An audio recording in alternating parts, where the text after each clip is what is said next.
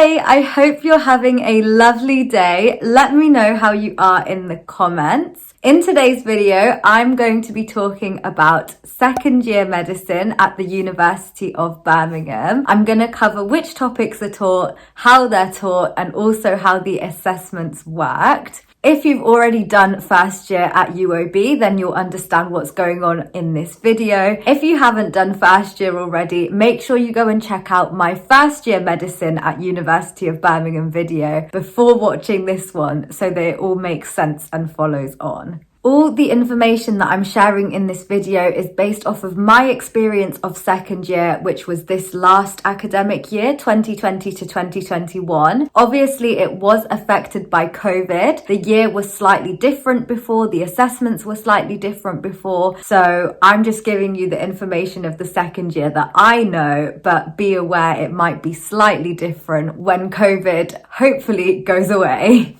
So first up, let's talk about the topics in second year and the modules. So it's set out the same as first year at University of Birmingham. You have one foundations module in first semester and another foundations module in second semester. And then you have 3 other modules running all the way throughout the year. So in terms of semester 1, the foundations module is foundations 3, which makes sense because you had foundations 1 and 2 in first year.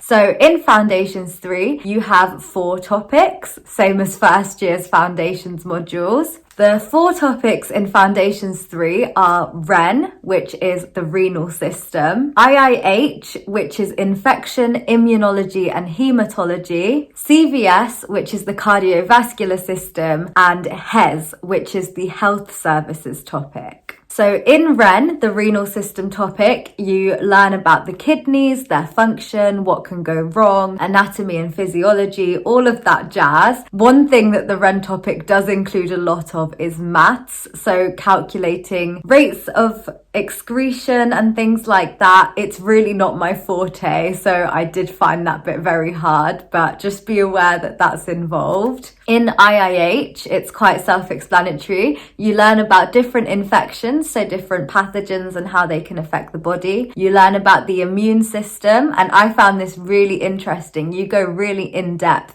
into the immune system, all the cells, all the processes. And you also learn about hematology. So you learn about the different components of blood and their function and how they work. So I actually really like this topic. Like all topics, it's very hit and miss. My friend absolutely hated it. So you'll see when you get there. In terms of CVS, cardiovascular system, again, it's literally just anatomy and physiology of the cardiovascular system, things that can go wrong and how it's treated. And finally, health services, HES, that just tells you about how the NHS works, how it's structured, how health services are delivered in the UK and things like that. Now in semester 2, you get another foundations module, and that is foundations 4, which also has 4 topics. So you can see a very clear pattern in first and second year at Birmingham. So in foundations 4, your 4 topics are BAB, which is brain and behavior, RED, which is the reproductive system, CAN, which is cancer, and finally you have DEM, which is decision making. So in BAB, brain and behavior, that's all about the brain, how the brain functions, how it controls your body, how it basically allows you to carry out all the normal functions of living. And it also discusses what can go wrong in the brain, how the brain develops, things like that. For RED, it stands for reproduction, endocrinology and development, not just reproductive system. Sorry, I said that earlier. So this includes your reproductive system, how a child develops, and also endocrinology. So all the hormones that are involved in those processes. I absolutely loved this. I'm really interested in women's health and pediatrics. So this topic really went hand in hand with those interests. So yeah, it was a cool topic for me. Then for cancer, you learn about the different hallmarks of cancer, how cancer's caused. There's a bit about viruses in cancer, different types of mutations, cells, cell signaling pathways. It's very interesting. I didn't expect to like the cancer topic because cell biology isn't really something I'm very interested in, but I absolutely loved this topic. I just thought it was really interesting. So it might surprise you as well. And finally, decision making. I really enjoyed this. This one really gets you thinking. It's all about the different ethical issues in medicine surrounding trickier topics. I won't go into depth in this video, but yeah, some really interesting ethical issues discussed, and you get the opportunity to really think about them for yourself. So that's Foundations 3 in semester 1 and Foundations 4 in semester 2. Alongside those, as I mentioned at the start, you have 3 other modules.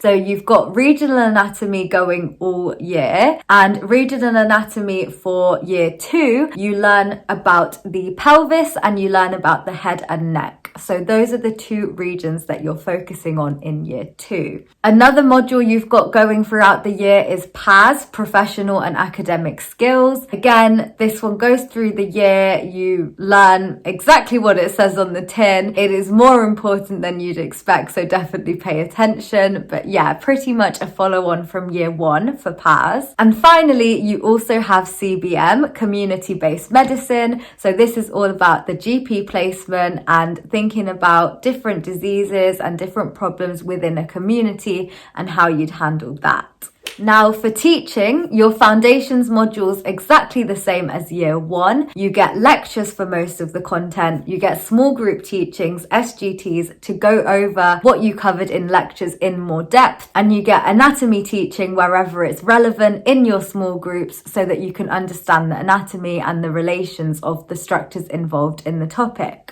For my second year, we literally had all of this teaching delivered online, but fingers crossed it will be going back into person soon, so hopefully that's not something you're going to have to worry about. For RA, Regional Anatomy, that was also all taught as lectures, and again, they were all online for my second year. You also get pro section with Regional Anatomy, and we did get to do a bit of pro section in person this year. Hopefully, again, it will all be in person next year. Pro section is really useful when it's in person, so I really hope it will be. Then for PAS, we also got lectures, and we also got a few small group teachings in first semester where we had to get together in groups and deliver presentations or form a product. This was all done virtually as well, so very different to my first year experience, but it was all right to work in small groups on Zoom to create the finished product. So yeah, I wouldn't complain about past teaching, it felt okay. Finally, CBM, Community-Based Placement. Now this one was probably the most different from normal times. So normally we would get to go into the GP surgery that we're allocated to once every fortnight, but this year for my second year it was all online. So we still met our GP tutor from the surgery that we were allocated to, but everything was done online. We interacted with patients online or through video calls or on the phone. So yeah, it was definitely very different, but I think it was still useful because I learned different skills in terms of video calls and phone calls, because that's not really how I'd normally expect to interact with a patient. Just like in first year, the second year CBM teaching really matched up in line with what we were learning in our other modules and in our lectures, so I found it really useful to solidify that knowledge and think about it in a community-based context. The last thing to talk about is how all of these modules are assessed. Normally, all assessments are in person, but for my second year, all my assessments were online and they were all open book. So it was very, very different from usual. I feel like they will try and go back into person for most exams as soon as they can, because there's a few things you'll understand when I get into them. There's a few things that probably just work better in person, but I'll go through what I had to do. So for my January exams, we had our Foundations 3 exams, and that involved multiple choice questions, MCQs, very short answer questions for anatomy, those are VS SAQs, and then short answer questions, SAQs, on the topics as well. So for these, again, they were online open book, multiple choice questions, 1 mark, 1 answer. The SAQs, 1 to 2 marks, and the answers are about 1 to 2 words. And then the SAQs,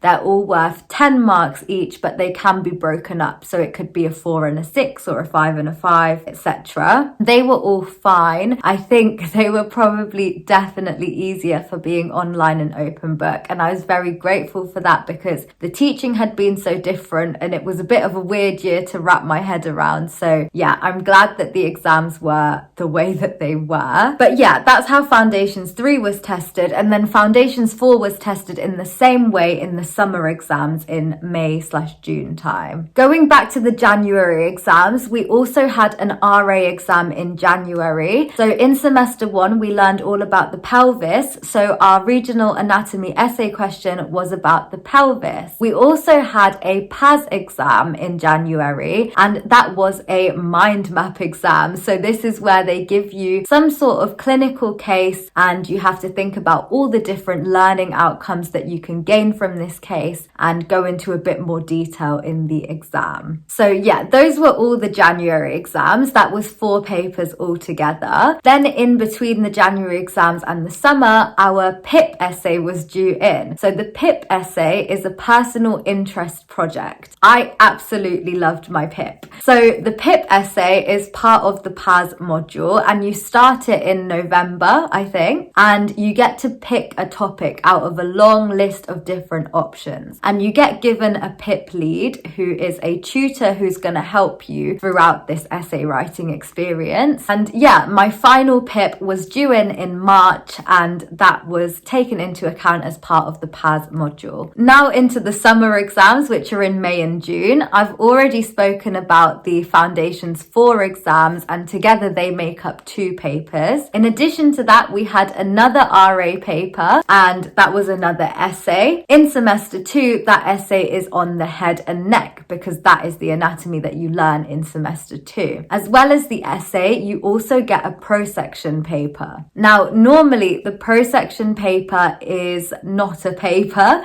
It's normally done as a spotter exam. So you're actually in the prosection room. The examiner will point with a stick thing at the body and you will name what part they're pointing at. But obviously that wasn't possible this year. It was an online exam with labeled images and we had to label where the labels were pointing to, sort of. So yeah, that's what happened for prosection. Then for PAS in semester 2 in the May and June exams, we had a multiple choice question statistics exam. So in semester 2, part of the professional and academic skills module is analysing statistics from research papers. So we had a MCQ paper on that. And finally for CBM, normally I think we would have got OSCEs at the end of year 2. So actual in-person clinical examinations with people acting as the patients. But because that wasn't possible, we actually just had a CBM multiple choice question paper where we answered questions about clinical examinations. Also for CBM examination this year, we had to do a couple of reflective pro formas throughout the year to show what we were learning about patient communication and being a professional within the community. I think I have covered absolutely everything I can remember about second year, which I've just completed. Please let me know if you have any questions. Obviously, as I said at the beginning, my experience was a COVID year experience, and I really hope that there will be changes because if there are changes, it means COVID is going away or gone. So let's hope that happens. But regardless of how the examinations and the teaching is carried out, the topics are most likely going to stay the same. So I hope this has helped give you a bit of information or prepare you a bit more for second year or give you some insight into how teaching at the University of Birmingham Medical School works. Please do hit subscribe if you want to see more medical school content and let me know what else you want to see in the comments. As always, thank you so much for watching and I hope you enjoyed.